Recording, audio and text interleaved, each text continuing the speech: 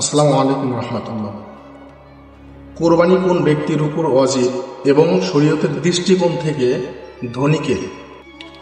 এর উত্তর হল, প্রত্যেক জ্ঞান সম্পন্ন সাবালক স্বাধীন মুসলমান যে 48 মাইলের দূরে কোথাও যায়নি এমন ব্যক্তি যদি জিলহজ মাসের 10, 11, 12 এই তারিখগুলোর মধ্যে যদি মালিকি নিসাব অর্থাৎ নিসাব পরিমাণ যদি অর্থের মালিক হয়ে যায়, যেরকম ওই ব্যক্তির কাছে যদি 52.5 তোলা রূপা এবং 7.5 ভরি সোনা এবং এগুলোর সমপরিমাণ যদি কোনো নগদ অর্থ থাকে, নিজের প্রয়োজনীয় বস্তু ও ঋণ ব্যতীত যদি অর্থ থেকে থাকে, তাহলে এমন ব্যক্তির উপর কোরবানি ওয়াজিব হবে। অথবা এই সমপরিমাণ যদি ওই ব্যক্তির কাছে নগদ অর্থ বা ব্যবসার মালের মালিক হয়ে যায়, তাহলে এই সমস্ত ব্যক্তির উপর কোরবানি ওয়াজিব হয়ে যাবে।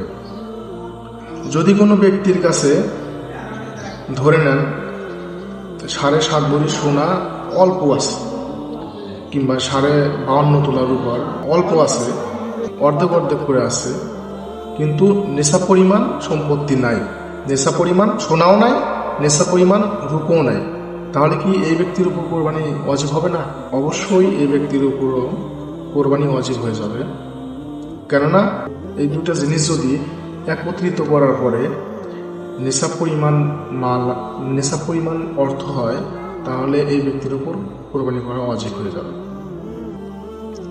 আর এই সমস্ত অর্থ যাদের উপর আছে, এই সমস্ত অর্থ যদি থেকে থাকে, তাহলে এটাকে বলা হয় নেশাব সমপরিমাণ। আর এই নেশাব সমপরিমাণ যদি অর্থ কোনো ব্যক্তির উপর থেকে থাকে, ব্যক্তির কাছে থেকে থাকে, তাহলে সে ব্যক্তি নেশাব পরিমাণ অর্থের মালিক হবে। আর শরীয়তের দৃষ্টিকোণ থেকে এমন ব্যক্তিকে বলা হয় ধনী ব্যক্তি। তো আমরা ইনশাল্লাহ বুঝতে পারলাম যে কোরবানি কাদের উপর ওয়াজিব হবে। 1 নম্বর, জ্ঞান সম্পন্ন থাকতে হবে। 2 নম্বর, ওই ব্যক্তিটার বালে হতে হবে। 3 নম্বর, ওই ব্যক্তিটা স্বাধীন মুসলমান হতে হবে। আর এই কয়েকটা শর্ত যদি কোনো ব্যক্তির মধ্যে থাকে, আর ওই ব্যক্তির কাছে যদি নেশাব পরিমাণ যদি অর্থ থাকে, তাহলে সেই ব্যক্তির উপর কোরবানি ওয়াজিব হয়ে যাবে। আগেই তো বলা হলো যে নেশাব পরিমাণ মাল কতটুকু, এই সমপরিমাণ অর্থ থাকতে হবে। এই জন্য আল্লাহ পাক রব্বুল আলামিন যেন আমাদের সবাইকে সঠিক মাসলা জানার মতো তৌফিক দান করেন এবং তদ অনুযায়ী আমল করার মতো তৌফিক দান করেন। সবাই ভালো থাকবেন, সুস্থ থাকবেন। আসসালামু আলাইকুম।